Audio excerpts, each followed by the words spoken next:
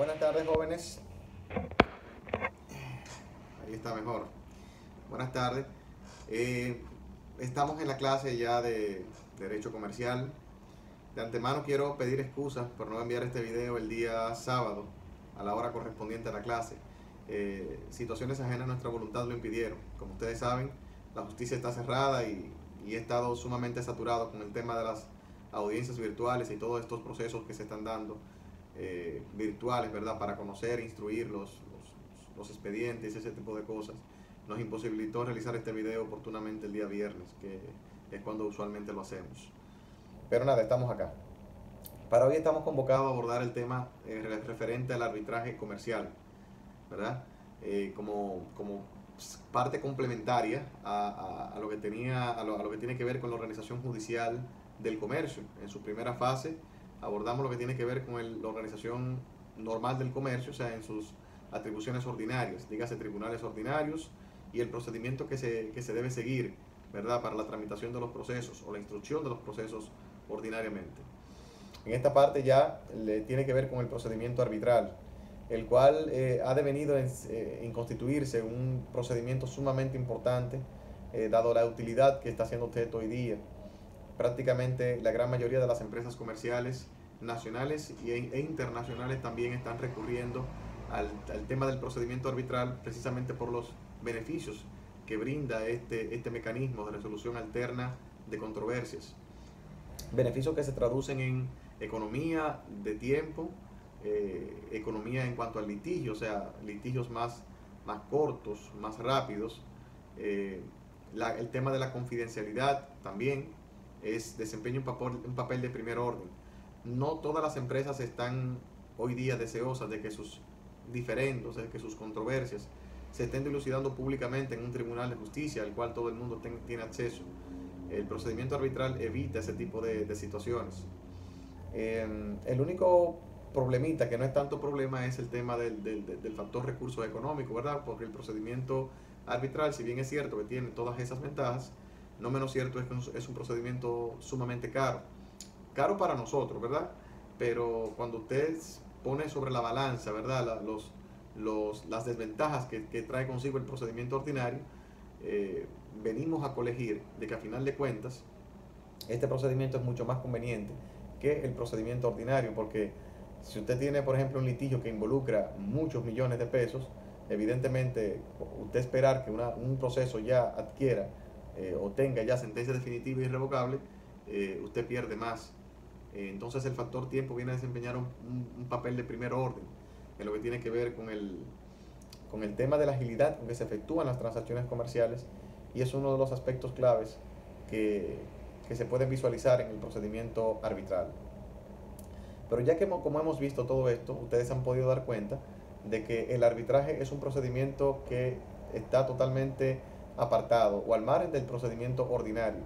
Y ustedes se preguntarán de qué se trata esto, cómo se puede recurrir al arbitraje. El arbitraje va a sustituir la justicia ordinaria. Bueno, a todas estas interrogantes vamos a tratar de darle respuestas. En primer lugar, es importante que ustedes sepan que el arbitraje es un procedimiento privado, o es una especie de justicia privada. Justicia privada porque el Estado no desempeña ningún rol en cuanto a esto. Los jueces que conocen del arbitraje son designados por las mismas partes. Por esa razón se dice que es una especie de justicia privada. Pero es una justicia privada derivada del acuerdo de voluntad o la autonomía de la voluntad. Ese es el aspecto cardinal para que pueda existir arbitraje. Por eso decían, un profesor que tenía en la universidad siempre decía que el arbitraje no es más que una criatura contractual, porque no puede haber arbitraje al margen de la voluntad de las partes involucradas en el diferendo. Y esto nos trae a nosotros a colación el origen del arbitraje, y es que el arbitraje necesariamente tiene que ser el resultado del solo consenso o del acuerdo de voluntad entre las partes. A ninguna parte a la otra le puede imponer recurrir al arbitraje, porque para ello, ¿verdad?, está la justicia ordinaria. La justicia arbitral es un procedimiento excepcional al cual acuden las partes solamente cuando hay acuerdo recíproco de voluntad. O sea, no puede haber una persona de acuerdo y otra en desacuerdo para recurrir al arbitraje. Ambas partes tienen que estar dispuestas a acudir al arbitraje.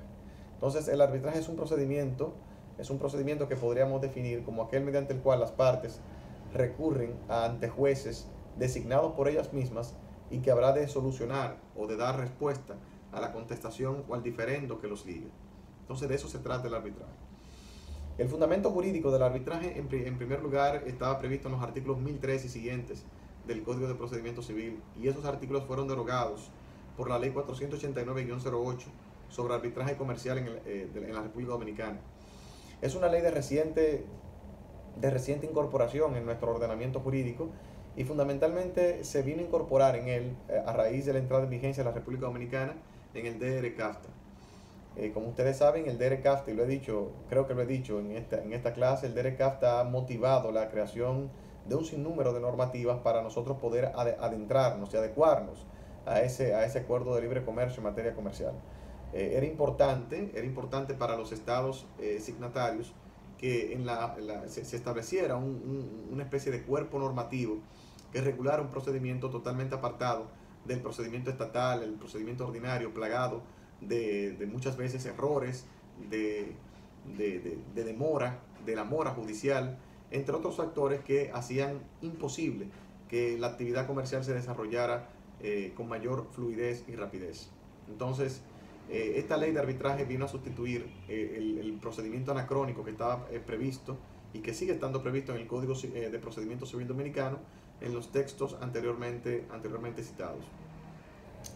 Por esa razón es importante que para entender este tema ustedes analicen, ¿verdad?, y estudien esa ley a la cual he hecho referencia, la 489-08, que esa ley prácticamente resume o es el cuerpo legislativo que nos aplica a nosotros para regular la materia de arbitraje.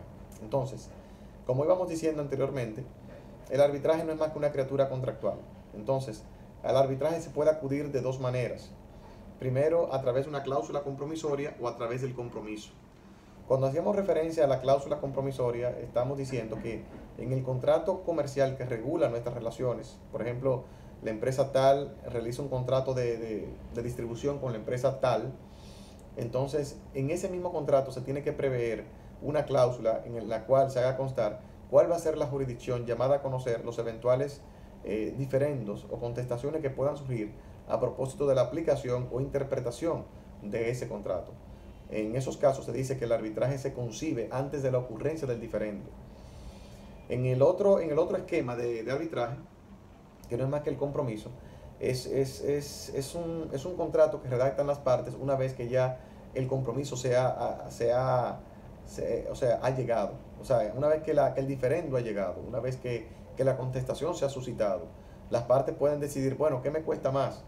¿Acudir a la justicia ordinaria o acudir al arbitraje? Y pueden de común acuerdo pueden ir a suscribir un contrato que se denomina compromiso, en el cual ellos manifiestan su voluntad inequívoca de acudir ante un órgano arbitral para dirimir sus contestaciones o diferencias. Entonces, lo más importante, ya sea que el arbitraje intervenga antes de la ocurrencia del diferendo o después de la ocurrencia del diferendo, lo más importante es acá tener presente que siempre el arbitraje será una criatura contractual, o sea, será siempre el resultado de un contrato o una convención en el cual se exteriorice eso que se llama autonomía de la voluntad. Un poquito de agua, por favor. Bien, entonces seguimos.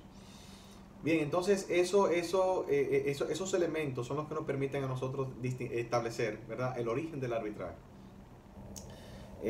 Sin embargo, no todo se puede arbitrar, no todo puede ir al arbitraje, no todo es susceptible de arbitraje.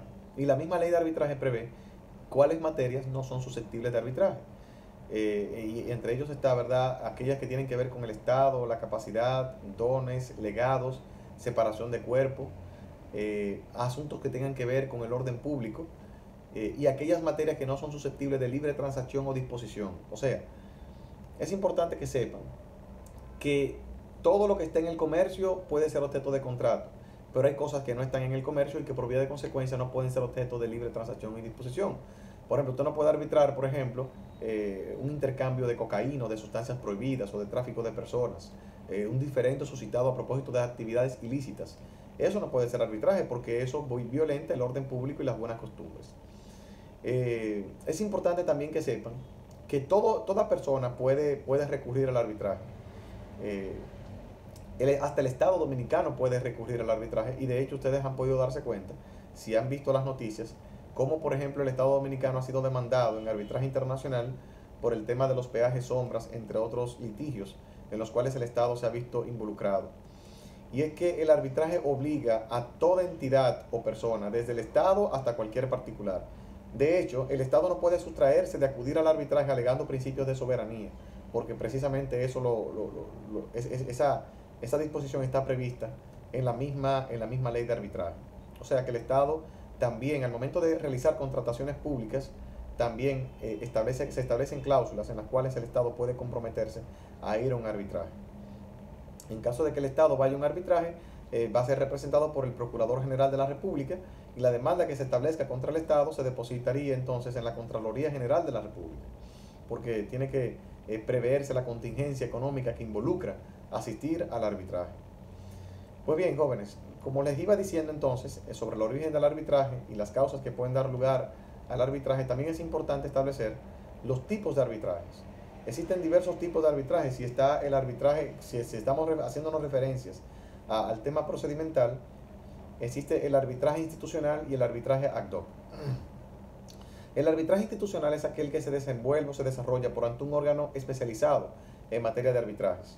Ustedes van a poder leer, cuando lean el tema, si ya lo han leído, que entre nosotros, ¿verdad?, tiene competencia para conocer e instruir procesos arbitrales los centros de resolución de controversias previstos en las cámaras de comercio y producción, que existen o están diseminadas en toda la geografía nacional. Por ejemplo, en el Distrito Nacional existe una cámara de comercio y producción, en Santiago también existe una cámara de comercio y producción, prácticamente en todas las provincias del país existen cámaras de comercio y producción, y en cada una de ellas se puede establecer un consejo directivo de un CRC, de un Centro de Resolución de Controversias. Ese Centro de Resolución de Controversias es el órgano, ¿verdad?, que está llamado a conocer de los procesos arbitrales, y que a su vez, una vez que se constituyen, adoptan un reglamento que es la norma, ¿verdad?, que va a regir los trámites que implican la instrucción de un proceso arbitral. El otro procedimiento, el ad hoc, es cuando las partes de común acuerdo trazan todo lo que tiene que ver con el procedimiento que va a seguirse en su arbitraje particular. Y de hecho, la selección de los árbitros no está sujeta al banco de árbitros que ofrece de manera institucional cada CRC, sino que ellos mismos pueden no solamente establecer las reglas que va a normar su arbitraje, sino también que pueden establecer el lugar o sede del arbitraje, así como también los árbitros que van a dirimir la controversia entre ellos. O sea que en términos procedimentales existen dos tipos de arbitraje. También ya lo que tiene que ver con el tema de la aplicación de la ley, existen dos tipos de arbitraje también, que es el arbitraje en derecho o en equidad. Cuando decimos arbitraje en derecho es cuando los jueces, o los árbitros mejor dicho, porque en esta materia no se denominan jueces, sino árbitros, estatuyen, ¿verdad?, o dictan su decisión, que más adelante vamos a ver cómo se denomina, basado en las normas que pautan los códigos que todos conocemos, el Código Civil, el de procedimiento civil o el comercial, etc. En el arbitraje en equidad, entonces, es cuando los jueces juzgan cual si fuese una especie de rey o de Mesías o de faraón, que es quien impone justicia conforme a lo que cada quien le corresponde. O sea, en justicia, mejor dicho. Es importante que sepan, ¿verdad?, que este tipo de arbitraje prácticamente no es muy usual, ¿verdad? Los árbitros se rigen, ¿verdad?, regularmente con el arbitraje en derecho, ¿verdad? Y las partes regularmente involucradas en arbitrajes no realizan el arbitraje ad hoc, sino más bien el arbitraje institucional. Eso quiere decir que la gran mayoría de veces las partes que van a un conflicto jurídico por diferendos acuden, ¿verdad?, a un centro especializado que le puede dar orientación en cuanto a los trámites, al procedimiento, y de hecho le suministra información sobre las personas calificadas para desempeñar las funciones de árbitro en cada proceso arbitral. Y así entonces ya determinan el tema de la sede del arbitraje. Ahora bien, nada impide que se pueda hacer una especie de híbrido. Bueno, que no querramos ir al CRC de la Cámara de Comercio y Producción y vayamos a un arbitraje ad hoc, pero con el reglamento del CRC de la Cámara de Comercio y Producción de Santo Domingo, o adoptemos el reglamento del Centro de Resolución de Controversia de París, o de Nueva York, o de Tokio.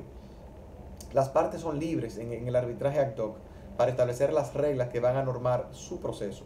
O sea, las reglas de instrucción, cómo se va a administrar la prueba, el tema de la ejecutoriedad del laudo que intervenga con motivo de ese procedimiento arbitral. Todo ello va a ser regulado por las partes. Y es que, señores, como hemos dicho, el arbitraje no es más que una criatura contractual, porque las partes establecen todo lo que tiene que ver con su procedimiento y la ejecución de la decisión que intervenga en este sentido. Yo siempre pongo de ejemplos a mis estudiantes el caso de los programas de televisión, de teledebates y ese tipo de cosas. O sea, el caso de la doctora Polo, ese programa de Univisión, no sé, de Telemundo, no sé, no veo mucha televisión. Pero ese es un caso típico de arbitraje, en el cual dos personas, no estoy diciendo que sea real o que sea ficticio, me luce que es ficticio, ¿verdad? Porque es un show mediático, pero lo que quiero dejar entrever es aquí en todo esto es que eso que se realiza ante esa señora es un verdadero proceso arbitral, donde dos personas tienen un conflicto y van donde un tercero imparcial para que aplique justicia en ese caso, una justicia privada. Una justicia privada porque no es un tribunal que va a dictar una sentencia ordinaria, sino una justicia privada, donde cada quien se compromete al momento antes de ir a ese programa, me imagino yo, a firmar un documento que se denomina cláusula compromisoria, donde cada quien se compromete a respetar el resultado de lo que dicte el árbitro. Entonces, esa es la esencia del arbitraje y ha cobrado mucha fuerza, mucho impulso en los últimos años, producto de la mora judicial, producto de los errores en que incurren jueces que no están preparados en materia comercial.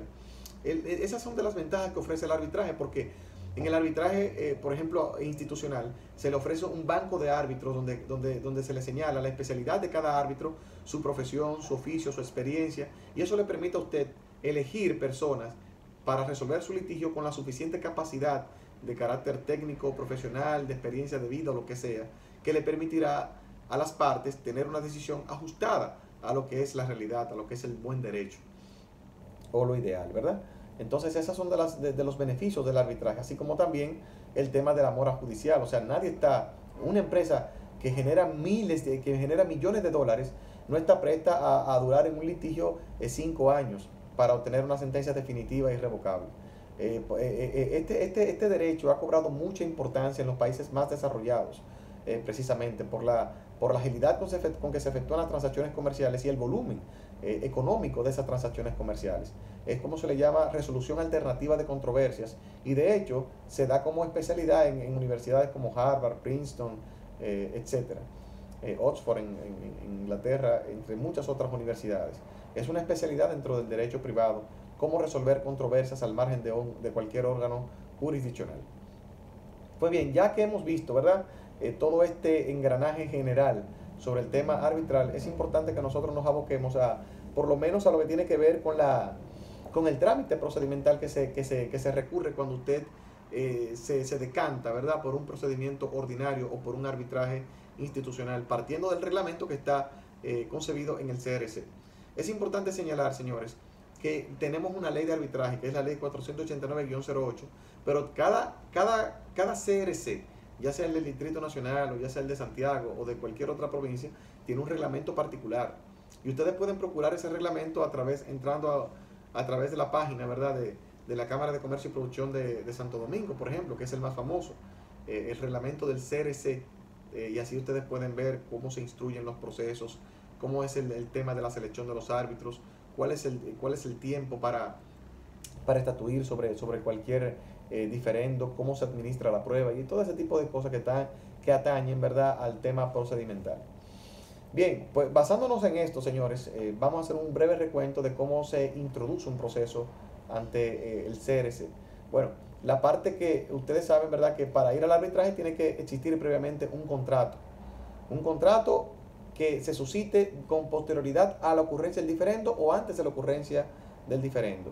Hay algo muy importante que hay que señalar en este caso, y es el hecho de que puede ser que el diferendo se origine con motivo de un contrato que en términos generales se pueda declarar nulo. Pero si la cláusula que establece el contrato y que da cabida a la competencia del tribunal arbitral es válida, entonces sigue siendo competente el tribunal arbitral. Lo que quiero decir con esto es que el hecho de que se declare nulo un contrato no quiere decir que una cláusula arbitral vaya a acarrear la misma consecuencia, porque se entiende, y así lo han concebido los doctrinarios en la materia, que todo lo que tiene que ver con la cláusula arbitral es independiente y autónomo del contrato en el cual se encuentra inserto. O sea, esto es importante que ustedes lo entiendan. Entonces, una vez visto esto, que es lo que determina la competencia del tribunal arbitral, entonces se procede a analizar. Y yo digo esto porque es una cuestión elemental, que lo primero que tiene que examinar el tribunal arbitral es su competencia. Y su competencia tiene que venir precisamente de un contrato suscrito antes o después de la ocurrencia del diferendo, o a través de una cláusula que esté inserta en el contrato que da origen a las relaciones de negocios entre las partes involucradas en el conflicto. Entonces, ¿cómo se somete la demanda? Se somete a través de un escrito o una instancia depositada ante el Centro de Resolución de Controversias, que ya las partes han asignado ya anteriormente al momento de establecer la cláusula compromisoria o el contrato de compromiso que han establecido ya. Esa demanda se somete ante ese tribunal arbitral y conjuntamente con las pruebas en las cuales se apoyan esas pretensiones. E inmediatamente entonces el CRC, dentro de los 15 días subsiguientes a ese depósito, debe notificar esa demanda conjuntamente con esas pruebas entonces a la parte adversa, en este caso a la parte demandada. Puede acontecer, y eso me ha pasado, eso ha pasado a algunos clientes que he tenido, puede acontecer que la parte demandada no quiera someterse al arbitraje por varias razones, ya sea por el hecho de que él entienda que no tiene razón, o ya sea por el hecho de que el costo del arbitraje es sumamente elevado, y es así. Esa es la razón más poderosa por la cual muchos demandados no responden al tema de la demanda arbitral, y es por el hecho de que el procedimiento es sumamente caro y es entre ambas partes que tienen que sobrellevarlo. Ahora bien, una pregunta: el hecho de que la parte demandada no se aboque a presentar su escrito de defensa o a defenderse o postular ante el tribunal arbitral, ¿eso implica ya la paralización del procedimiento arbitral? No, claro que no. La parte demandante, como parte interesada en este proceso, puede darle continuidad y asumir los costos de lo que implica ese procedimiento arbitral. Para que ustedes tengan una idea, hace aproximadamente 10 años, el costo por la designación de un árbitro era aproximadamente 500,000 pesos.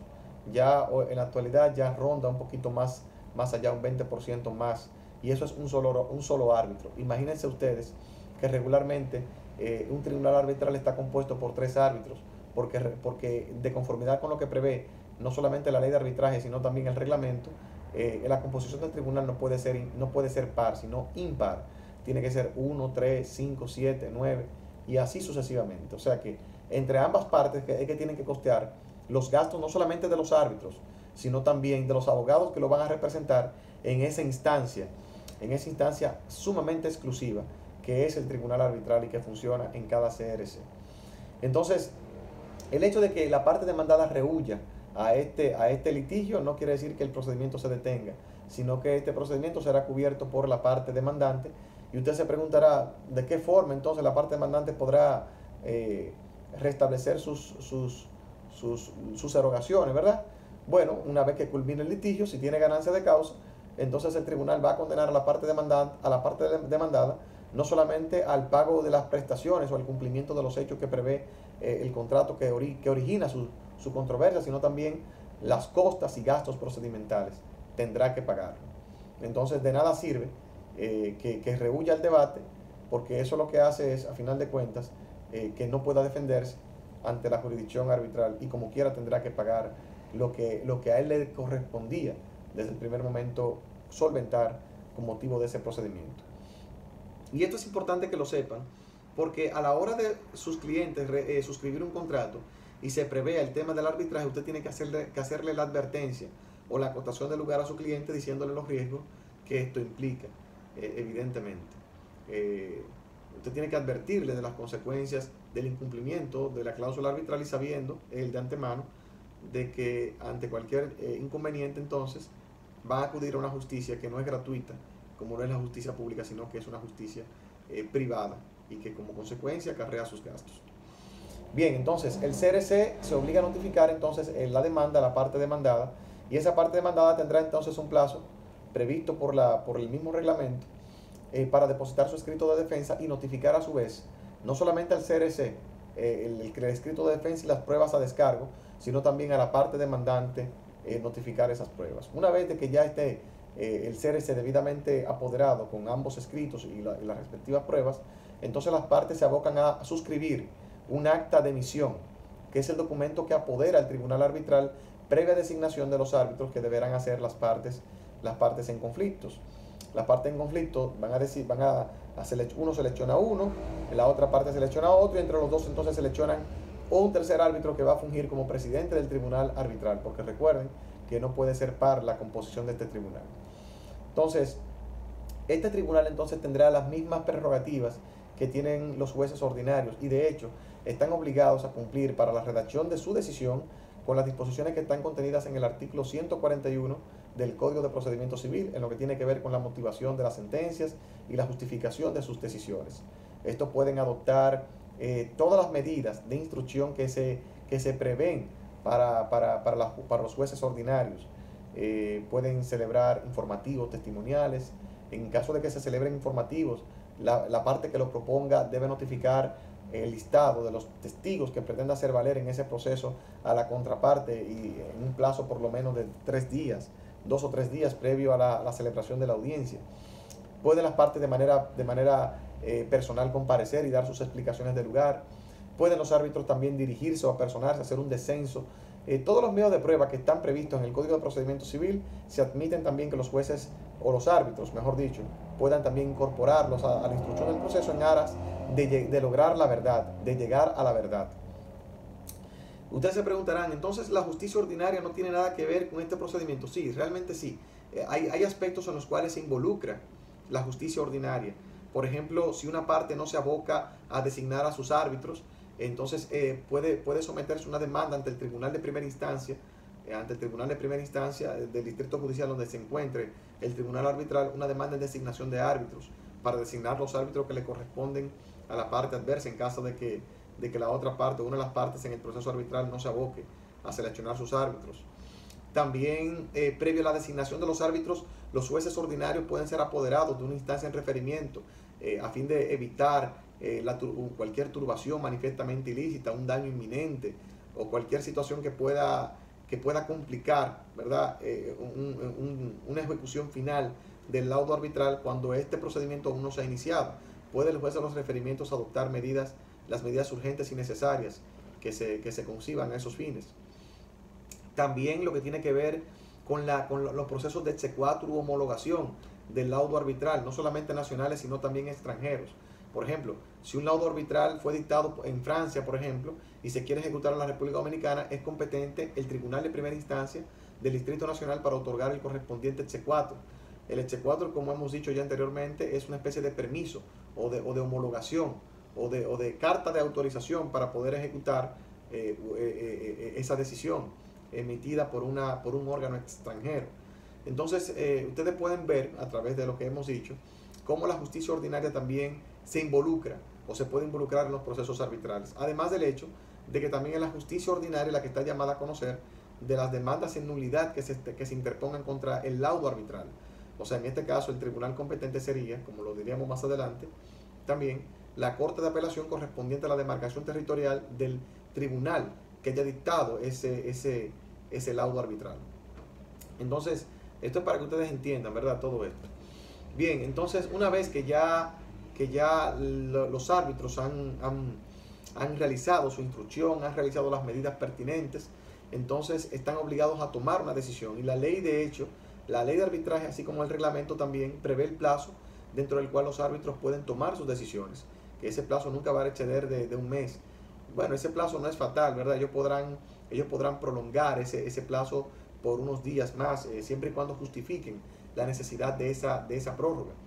Y ellos emiten ese laudo. De hecho, es tanto así que cualquiera de las partes, si no entiende alguno de los considerandos en los cuales se ha sustentado los árbitros para tomar su decisión, pueden ellos reclamarle a los árbitros que den una explicación sobre esa decisión en cualquier sentido, en cualquier aspecto.